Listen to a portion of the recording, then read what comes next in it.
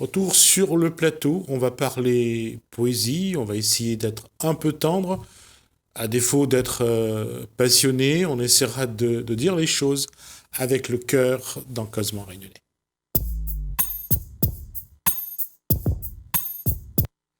On va le dire avec une certaine tendresse parce que mon invité a fait sa première télé ce soir.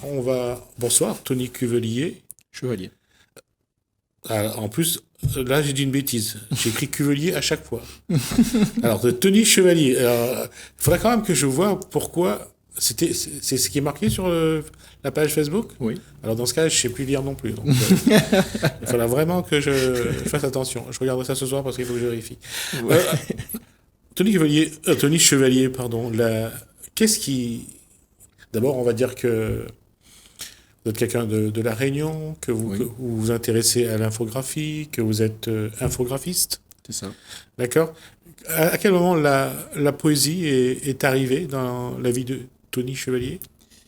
Bah, en fait, très, très jeune.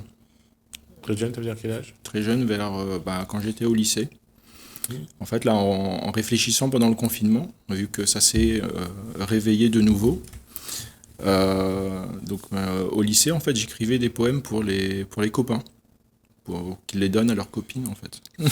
Moi, j'en avais pas, mais voilà. Oui, généralement, c'est ça. C'est... Voilà, donc comme ma plume était appréciée, donc j'avais quelques commandes pendant mes années lycée. C'était bien payé?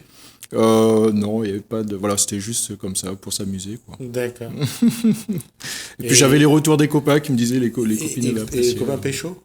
C'est quoi? Les copains pécho après? Bah ouais. Voilà.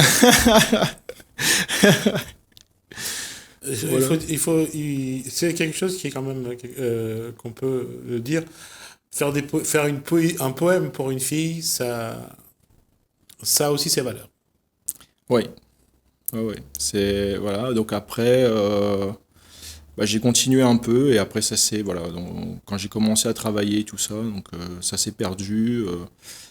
J'en ai fait au départ un peu pour mon ex-femme, mais voilà. Après ça s'est perdu, quoi. Quand on est gamin, on va d'abord parler les gamins à l'école, quels étaient les auteurs à ce moment-là? Les poètes qui marquent? En fait, on va dire, il y a même pas, on va dire, il y a les poèmes de l'école, je m'en souviens même plus, mais après, on va dire que c'était un peu inné, quoi. Même au bac, il n'y avait pas quelque chose à dire. Un sonnet de Ronsard, par exemple. Non, j'ai bien aimé ce qui est écrit dans Les Fleurs du Mal. J'ai pas de souvenir, Baudelaire. Donc j'ai pas de souvenir, mais j'ai tendance à oublier les choses en fait. Hein. Là, c'est un peu récurrent, mais voilà, j'ai pas trop de souvenirs de ça. Mais j'ai pas de poètes ou de poèmes attitrés qui ont retenu mon attention. Donc des fois j'écris, les mots me viennent, même des mots des fois super compliqués que je suis obligé d'aller chercher la définition et que je vois que ça correspond exactement à la phrase que je suis en train d'écrire. Alors que moi-même je sais même pas le mot, quoi. D'accord. Les Fleurs du Mal, ça reste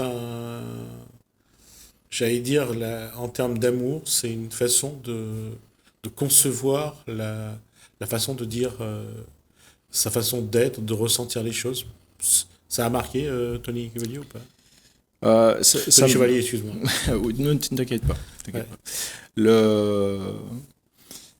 Ça m'a marqué, mais comme je te dis, là tu me demanderais de dire un titre.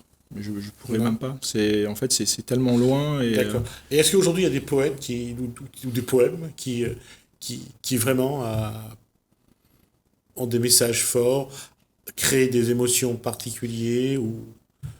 Oui, justement, c'est par l'intermédiaire d'une amie là, que j'ai rencontrée pendant on va dire un stage d'une semaine. On était en recherche, on va dire, de spiritualité, voilà, découvrir un peu tout le monde un peu spirituel, massage, énergie et tout ça. Et du coup, elle était poète. Elle est poète. Donc elle s'appelle Camillion. Et du coup, voilà, le fait de la côtoyer, en fait, ça a complètement réveillé ça chez moi. Et voilà. Et donc là, depuis, pendant le confinement, quasiment tous les jours. Le confinement a été le déclic ou c'était avant? Ça a été pendant le confinement. D'accord. Pendant le confinement, en fait, c'est revenu d'un jet comme ça. J'ai dit, mais en fait, ouais, mais voilà, tu sais écrire, ça fait longtemps que t'as pas écrit, remets-toi à la plume. Et voilà, donc, voilà, donc ça peut arriver que bon, bah, d'un jet d'un coup, quoi, en 5 minutes, clac, un poème, ou bah, des fois ça peut prendre quelques jours dans la réflexion. Enfin, en fait, je laisse venir, quoi, je laisse monter. Qu'est-ce qui, qu'est-ce qui motive? Qu'est-ce qui donne l'inspiration? Quelle l'inspiration qui est vraiment, qui explose comme ça devant une feuille de papier? Bah, des fois, c'est au réveil le matin, une phrase qui me traverse, ou un sujet qu'on a discuté en famille, avec les amis, ou des fois dans un bouquin donc, que je suis en train de lire, ou des reportages que je regarde sur YouTube, ou des podcasts. Voilà. Donc là, des fois, voilà, il y a des mots comme ça ou des fois, je suis en train d'écrire un poème, j'ai pas terminé, je suis en train de regarder un podcast, et du coup, il y a un mot qui m'interpelle, et en fait, ça correspond, bah, justement, voilà. Donc, ça me permet de continuer mon poème et de le voir, peut-être même de le faire courir autrement. En, en écrivant ces poèmes, ça donne le sens des mots change ou pas? Le regard change ou pas? Parce Le... que on choisit la façon où on veut dire les choses. Est-ce que ça change l'individu, sa façon de regarder, sa façon de s'exprimer? Oui, ça change. Ça change parce que des fois, moi, euh, en fait, j'ai juste les mots qui commencent et je sais même pas où je vais. Je D'accord. sais même pas où je vais, quand tu parles de changement, même dans le poème, des fois, ça prend carrément une autre tournure alors que je voulais aller là, et en fait, ça part complètement ailleurs pour dire autre chose. On laisse le poème guider. Moi, c'est ce que je fais. D'accord. Moi, c'est ce que je fais, et des fois, je vois qu'en fait, quand je mentalise le poème, ça a plus, voilà, ça a plus de saveur, quoi. Quand j'essaye de trop mentaliser, de mettre mon... C'est-à-dire de vouloir dire quelque chose. Voilà, D'accord. voilà. Il faut laisser le poème dire ce que lui, il a envie de dire. C'est ça. En fait, quand je laisse parler, on va dire, mon cœur, voilà, des fois, ouais, ça coule de source, quoi. C'est hallucinant. Qu'est-ce que, qu'est-ce que le poème permet de dire le mieux? L'amour, bien sûr, on sait que l'amour, tout ce qui est sentiment, c'est quelque chose de plus facile à faire dans un poème. Mais est-ce qu'il y a autre chose qu'on peut faire, qu'on peut dire? Le poème, en fait, il peut être adapté à tout, je pense. Après, c'est vrai qu'on l'utilise plus pour le sentiment amoureux, pour déclarer quelque chose de beau.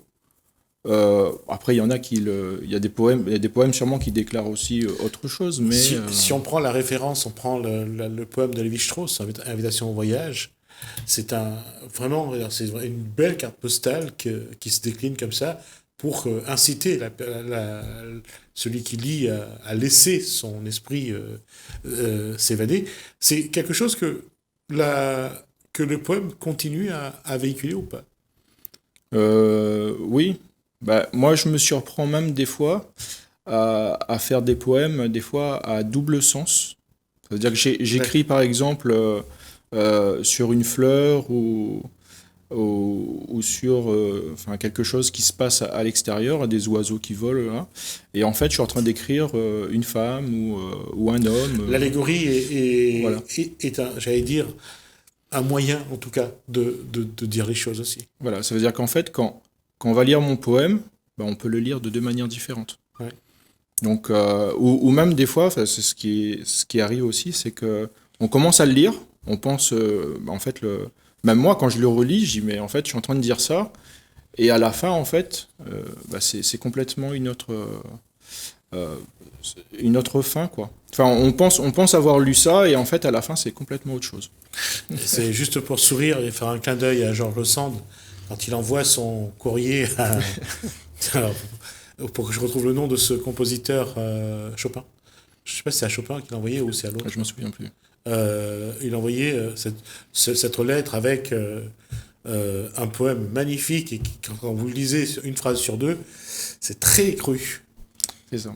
C'est très cru. Et c'est vrai que je prends cet exemple. Pourquoi? C'est parce que parfois, dire les choses, on peut le dire différemment. Et on peut mettre plusieurs messages dedans. C'est ça. Moi, ça m'est arrivé d'écrire enfin, surtout un poème là, on va dire à la Jean-Marie Bigard, parce que je le regarde pas mal. Donc assez cru, assez violent. Et donc il y avait enfin, je me suis abonné à une communauté sur Facebook, donc qui fait plus du slam et de la poésie. Et donc on m'a dit de le mettre quand même, mais voilà. Donc, ça n'a pas du tout été apprécié par les femmes, parce que c'était tellement cru, que c'est la vie quoi. Mais c'est tellement cru que voilà, je pense que ça n'a pas du tout. Après, la façon de le dire, Il y a ça aussi. c'est ça qui est important, je C'est ça. suppose. Non, mais voilà, on peut déclamer la même chose que j'ai dite de manière très fleur bleue. Euh, mais voilà. Donc moi, je voulais le dire crûment et du coup, ça passait pas dans le langage, quoi. Et il y a ce poème que j'ai lu sur Facebook qui parle d'amour. Alors, j'ai lu ce poème, je vous le présenterai la prochaine fois. Je vais d'abord le mettre en vidéo. Mais le titre, c'est. Ce poème, c'est. Dis papa, c'est quoi l'amour? Alors, et ça, il y a une. J'allais dire, il y a vraiment une différence entre ce titre Oui. et la façon de le dire. Que- Comment on parle d'amour à son enfant? Bah, c'est pas évident.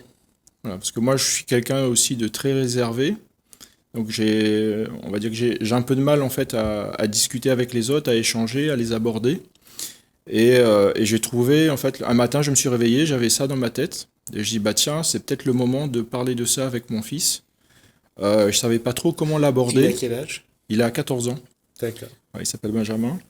Hmm. Et je On lui fait savais un pas coucou. trop. Oui, on le fait un coucou. Et du coup, je savais pas trop comment l'aborder. Et je me suis dit, bon, bah là, je vais le mettre en poème. Et puis, je vais laisser venir.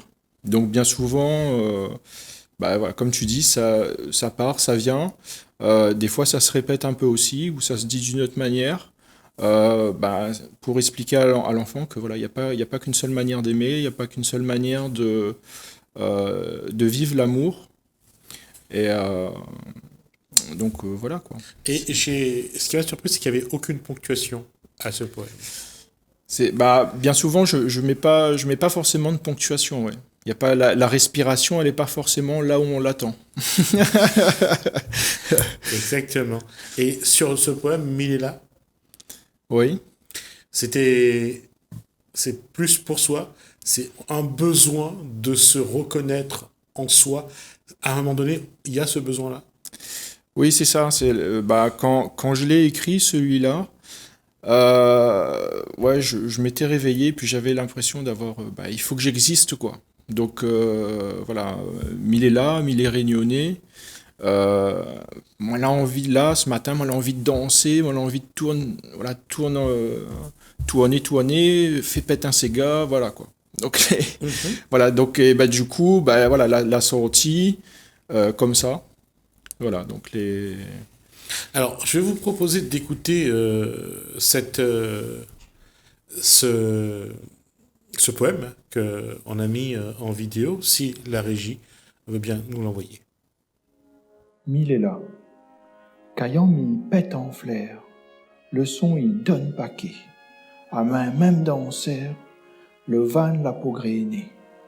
Le sega piqué, m'y roule à lioter. Le musique qui prend mon corps. La réunion l'est là, mille est là, m'y perd pas le nord. Na sommeil est là, moi mi ça va.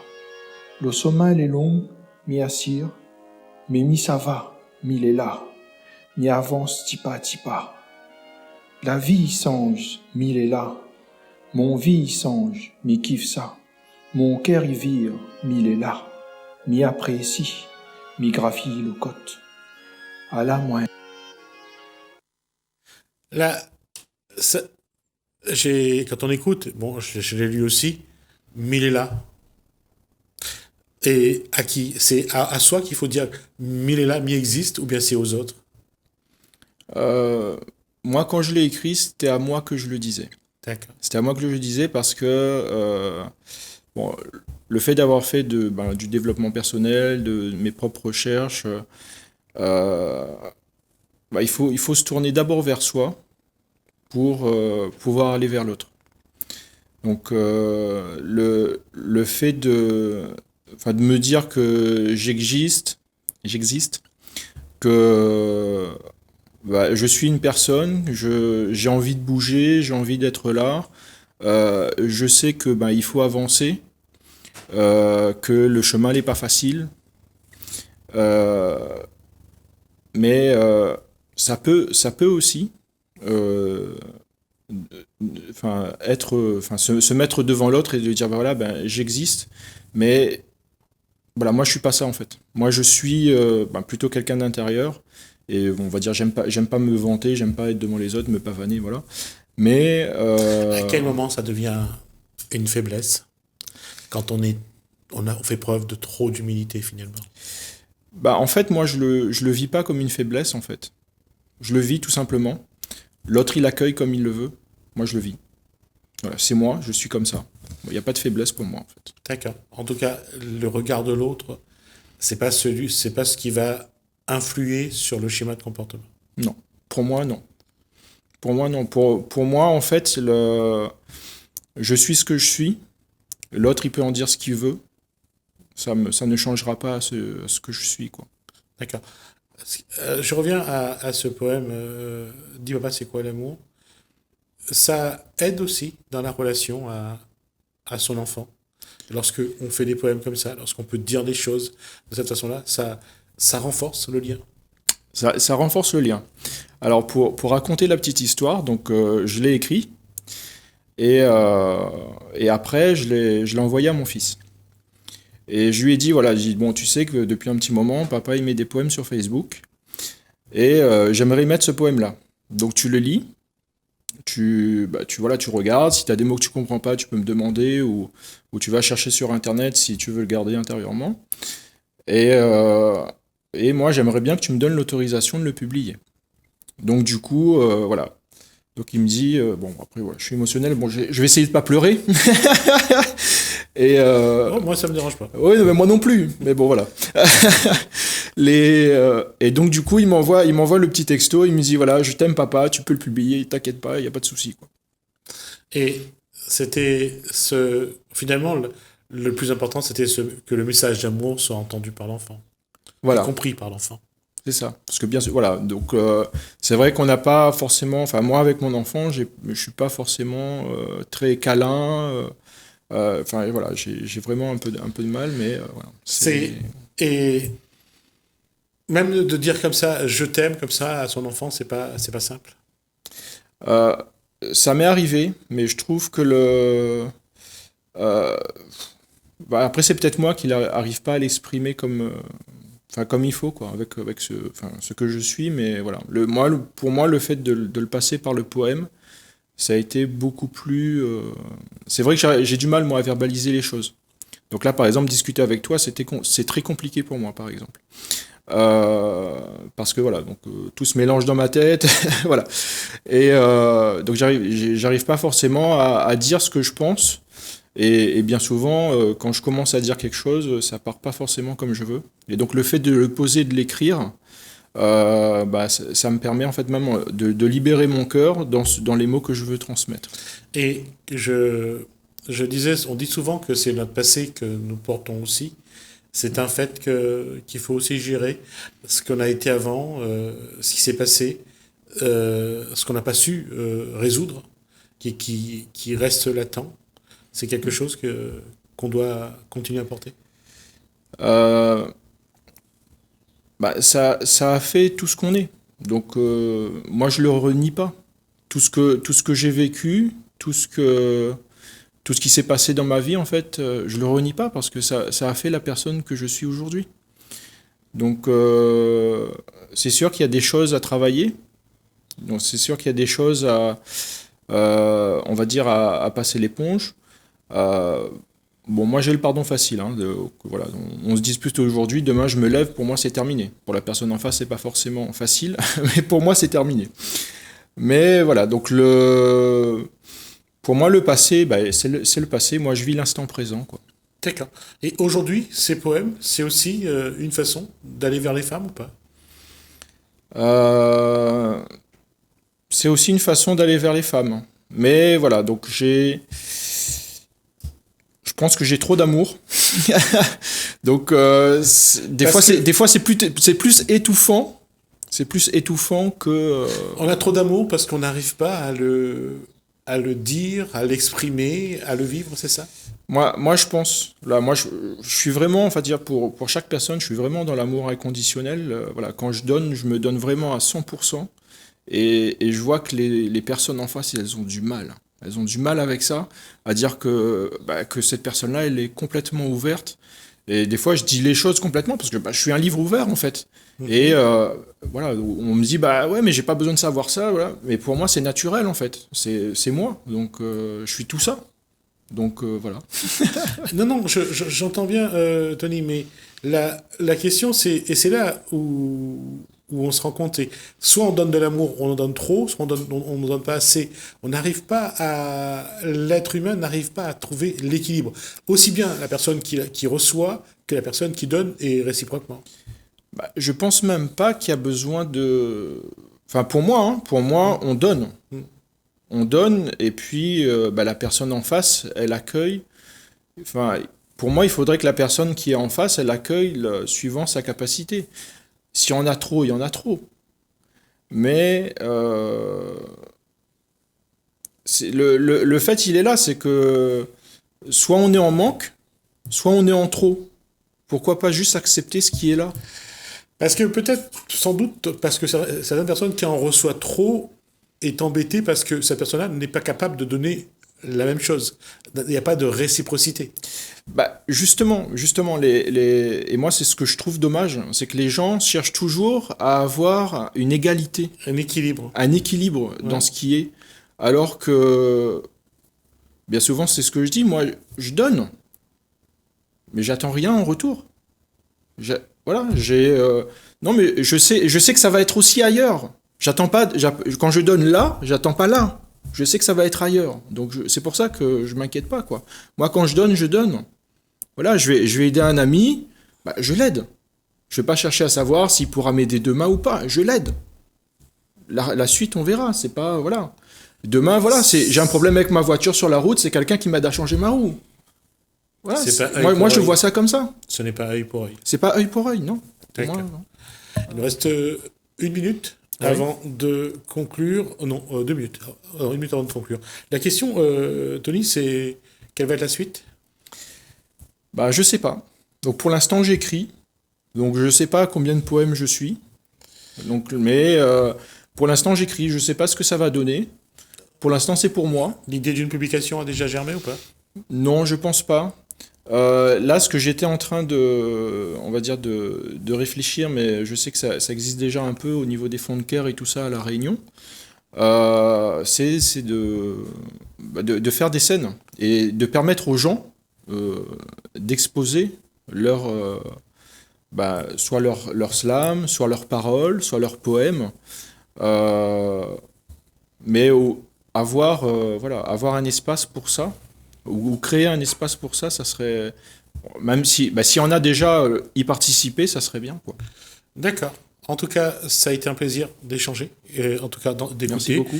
On aura l'occasion d'y revenir, Tony Ouais. Chevalier. Merci pour ce moment. Merci de nous avoir montré que l'être humain, en tout cas, a en lui quelque chose de magnifique. Ouais. Merci, Tony Merci Chevalier. beaucoup. Merci à vous de nous avoir suivis. Merci Alain, merci François. Je vous dis à bientôt.